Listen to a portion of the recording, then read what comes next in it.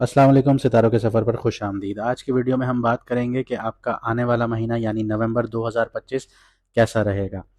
नवंबर में बहुत से प्लैनेट्स जो हैं वो अपनी चालें बदलने जा रहे हैं, स्पेशली सैटर्न बदलने जा रहा है। सैटर्न रेट्रोग्रेड था, कुछ लोगों को ढैया साढ़े साती इनके इफ़ेक्ट्स मिल रहे थे, हालांकि वो साढ़े साती और ढैया से निकल चुके थे। रेट्रोग्रेड होने की वजह से उनके जो मामला थे वो दोबारा रुक गए थे, लेकिन अब वो डायरेक्ट होने जा रहा है नवंबर के महीने में। साथ ही साथ कुछ लोगों के लिए मुश्किलात में इजाफा होने जा रहा है। आइए हम इन सारी चीज़ों को देखते हैं कि आपके करियर के हिसाब से कैसा रहेगा, क्रिप्टो ट्रेडिंग के हिसाब से कैसा रहेगा, लव लाइफ कैसी रहेगी, आपकी सेहत कैसी रहेगी, कौन से आप लोगों के लिए चैलेंजेस होंगे, मौके आप लोगों के लिए कहाँ छुपे हुए हैं, रेमेडीज आप लोगों को क्या करनी है, इन सब पर बात करते हैं। अगर आप लोगों को आपका मून साइन नहीं पता तो कमेंट सेक्शन में अपनी ओरिजिनल डेट ऑफ बर्थ लिखिए, हमारी टीम आपको ज़रूर आपका मून साइन बताएगी, जिससे आपको वीडियोस देखने में आसानी होगी। आइए वीडियो को शुरू करते हैं। बात करते हैं पाइसेस मून साइन वालों की, यानी कि मीन राशि यानी कि बुर्ज होत वालों की। मून के ट्रांजिशन से देख लेते हैं कि कौन से दिन आपके अच्छे हैं और किन दिनों में थोड़ी सी एहतियात की ज़रूरत है। तो 3, 5, 25, 28 और 29 नवंबर आप लोगों के लिए अच्छे रहेंगे। 10, 15 और 20 नवंबर आपको यहाँ पे थोड़ा सा एहतियात करना है। ये महीना आपके लिए एक रोलर कोस्टर होगा, लेकिन हर लो के साथ एक नया हाई भी मिलेगा आप लोगों को। काम और पैसे के लिहाज से बात करें तो नवंबर का जो पहला आधा होगा या यानी फर्स्ट हाफ होगा, वो थोड़ा सा टेस्टिंग भरा लग सकता है आप लोगों को। सैटर्न फर्स्ट हाउस में ही बैठा है, रेट्रोग्रेड है, तो ये आपको 12th हाउस के फिलहाल रिजल्ट्स दे रहा है, जहाँ पे आप लोगों को अभी पैसा भी मिल रहा है, आप एक स्ट्रक्चर में चल भी रहे हैं, लेकिन एक्सपेंसेस भी ज़्यादा हैं, एनजाइटी भी बढ़ी हुई है, लेकिन डिसीजन स्लो हैं। इसके अलावा जुपिटर आपके 5th हाउस में बैठा हुआ है और शर्फ में बैठा हुआ है, तो क्रिएटिविटी बहुत ज़्यादा हाई है। जो लोग रिसर्च, टीचिंग, राइटिंग या स्पिरिचुअलिटी से जुड़े हैं, उनके लिए डीप इंसाइट्स हैं और फ़ायदे हासिल हो रहे हैं। लेकिन जैसे ही ये 11 नवंबर को रेट्रोग्रेड होगा, तो क्रिएटिव या स्पेकुलेटिव जो प्रोजेक्ट्स होंगे वो डिले होना शुरू हो जाएंगे। ये आपका जो स्ट्रेटजी है, सब्र है, ये आपको सिखाएगा 11 नवंबर के बाद। साथ ही साथ फिर आपको थोड़े से मसले मसाइल आएंगे रिसर्च से रिलेटेड और आपकी जो क्रिएटिविटी है उससे रिलेटेड, तो थोड़ा सा एहतियात भरा महीना होगा आपके लिए। तो जैसे मैंने आपको कहा कि रोलर कोस्टर वाला महीना होगा, तो थोड़ा एक नीचे डिप आएगी तो ऊपर भी लेके जाएगा। तो इसी तरह से ये महीना आपके लिए कंटिन्यूएशन में रहेगा। मार्स और मरकरी जो है वो स्कॉर्पियो में है, तो इसकी वजह से आपके foreign collaborations, learning opportunities create होती हुई नजर आती हैं। 20 के बाद जब सन और वीनस जो है वो दोनों 9th हाउस में होंगे, तो बहुत ज़्यादा स्ट्रांग हो जाएगा 9th हाउस आपका।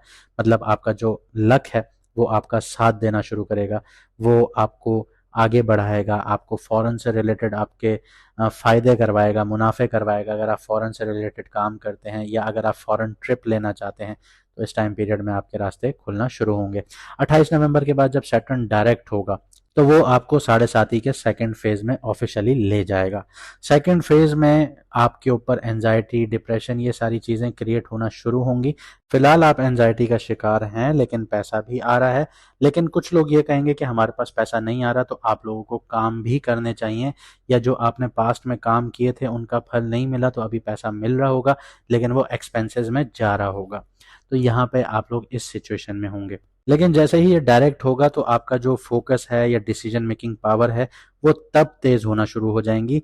फाइनेंशियली सेकंड और 11th हाउस पे जुपिटर और सैटर्न दोनों की नज़र जो है वो काम कर रही है, तो ये लॉन्ग टर्म गेन्स और स्टेबिलिटी क्रिएट कर सकता है आप लोगों के लिए। बस शॉर्ट टर्म इम्पल्सिव खर्चों से बचिएगा। क्रिप्टो या स्टॉक में इन्वेस्टमेंट वाले लोग जो हैं वो 22 के बाद मार्केट में एंट्री लें। नवंबर के पहले हाफ में जो मार्केट का सेंटीमेंट होगा वो डिसेप्टिव होगा, तो ये आपको धोखा किसी वक्त भी मार्केट दे सकती है। प्यार और रिश्तों की बात करते हैं। लव लाइफ आपके लिए इस महीने डीप और इमोशनल रहेगी। जुपिटर 5th हाउस में रेट्रोग्रेड होगा 11 नवंबर के बाद, तो जो पुराने आपके चैप्टर्स थे ज़िंदगी के या इमोशंस थे, वो सरफेस पे आ सकते हैं। जो लोग रिलेशनशिप में हैं उन्हें क्लैरिटी और कम्युनिकेशन पे काम करना होगा। मरकरी रेट्रोग्रेड होगा लिब्रा में, तो मिसअंडरस्टैंडिंग्स बहुत ज़्यादा क्रिएट होंगी आप लोगों के लिए। वीनस जब 26 नवंबर को स्कॉर्पियो में मूव करेगा, तो इंटीमेसी और कनेक्शन दोनों गहरे होते जाएंगे। ये टाइम पीरियड सरफेस रोमांस के लिए नहीं होगा, बल्कि सोल लेवल कनेक्शन के लिए बेहतरीन होगा। सिंगल्स के लिए फ्रेंडशिप थ्रू वर्क या फिर ट्रैवल से एक स्पार्क क्रिएट करेगा आप लोगों की ज़िंदगी में, लेकिन स्लो और रियलिस्टिक अप्रोच रखना बहुत ज़रूरी होगा आपको।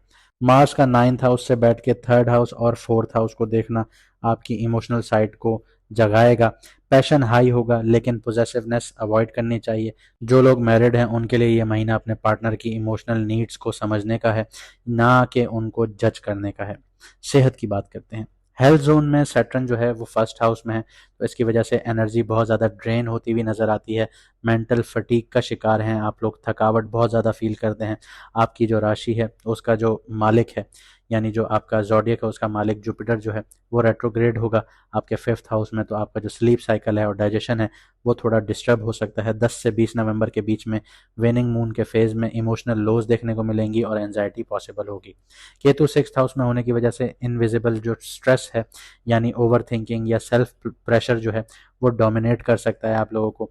इसलिए अपने दिन का एक हिस्सा ग्राउंडिंग एक्टिविटीज़ में डालिए, यानी वॉक कीजिए, जर्नलिंग कीजिए, नेचर में टाइम गुजारिए। इस चीज़ के लिए टाइम ज़रूरी रखिए। ये आपकी जो सेल्फ प्रेशर है या ओवर थिंकिंग है इसको ख़त्म करने में मदद करेगा। 28 के बाद सैटर्न डायरेक्ट होगा, उस पर हेल्थ में थोड़ा नोटिसेबल इम्प्रूवमेंट देखने को मिलेगी आप लोगों को, लेकिन डिप्रेशन या एंजाइटी क्रिएट हो सकती है दोबारा। वो हल्की फुल्की वॉक को, जर्नलिंग को या नेचर में टाइम स्पेंड करने को आप लोग इग्नोर मत कीजिएगा। अवॉइड कीजिए कैफीन या स्टिमुलेंट्स मिड मंथ के दरमियान। हाइड्रेशन अच्छी रखें, ब्रीदिंग एक्सरसाइजेस कीजिए, ये आपके लिए हेल्पफुल रहेंगी। अपॉर्चुनिटीज़ और चैलेंजेस की बात करते हैं, तो सबसे पहले चैलेंजेस को देख लेते हैं। मरकरी और जुपिटर दोनों रेट्रोग्रेड होने से क्लैरिटी लैक करेगी आप लोगों की, डिसीजन ब्लर लग सकते हैं आप लोगों को। सैटर्न आपको स्लो डाउन करने पर मजबूर करेगा और यही आपका सबसे बड़ा टेस्ट होगा। इमोशनल इंस्टेबिलिटी मिड मंथ तक रहेगी, स्पेशली जब मून जो है स्कॉर्पियो में एंटर करेगा, न्यू मून होगा, तो यहाँ पे आपके लिए जो इंस्टेबिलिटी है वो रहेगी। यहाँ पे आपके लिए अपॉर्चुनिटी क्या है कि वो 28 के बाद जब सैटर्न डायरेक्ट होगा, वीनस स्कॉर्पियो में होगा, तो आपका जो सेल्फ बिलीव है और विजन है वो दोनों मजबूत होना शुरू होंगे। ये वक्त लॉन्ग टर्म प्लानिंग और लर्निंग पर फोकस करने का होगा। आपके पास मौका है अपने कंफर्ट जोन से बाहर निकलकर कुछ नया सीखने का, चाहे वो स्किल्स हो या सेल्फ अवेयरनेस हो। रेमेडीज़ की बात करते हैं। हर सुबह जल्दी उठिए, ऊपर वाले का शुक्र अदा कीजिए और ये लिख कर शुक्र अदा कीजिए कि आप किन किन नेमतों का शुक्र अदा करना चाह रहे हैं अल्लाह ताला से। जितना आप शुक्रगुजारी करेंगे उतना ऊपर वाला आपको दिल खोल कर देगा। किसी ज़रूरतमंद को खाना खिलाइए, हफ्ते में एक दिन या स्पेशली फ्राइडे को आप लोग ये चीज़ कीजिए। इससे आपकी ज़िंदगी में बैलेंस रिस्टोर होगा और खाना भी वो खिलाइए जो आप खुद खाना चाहते हैं। इसके अलावा ज़्यादा स्क्रीन टाइम अवॉइड कीजिए, डिजिटल डिटॉक्स कीजिए, ये आपके लिए बेहतरीन है। मरकरी रेट्रोग्रेड है तो ये आपके दिमाग से कन्फ्यूजन्स वगैरह दूर करने में मदद करेगा। इसके अलावा जर्नलिंग कीजिए, मेडिटेशन कीजिए, जिससे आपका दिमाग ज़हनी सुकून का हामिल हो। यानी आप लोगों के दिमाग में कोई मसले मसाइल चल रहे हैं उनको लिखना शुरू कीजिए, आपके आधे मसले सॉल्व हो जाएंगे। आपका 12th हाउस का जो राहु एक्टिवेटेड है, आपको थोड़ा सा अकेलेपन में टाइम गुजारना चाहिए, ये आपको क्लैरिटी देगा। उम्मीद करता हूँ आपको वीडियो पसंद आई होगी। वीडियो को लाइक शेयर सब्सक्राइब ज़रूर कीजिए। मिलते हैं अगली वीडियो में सितारों के सफ़र पर।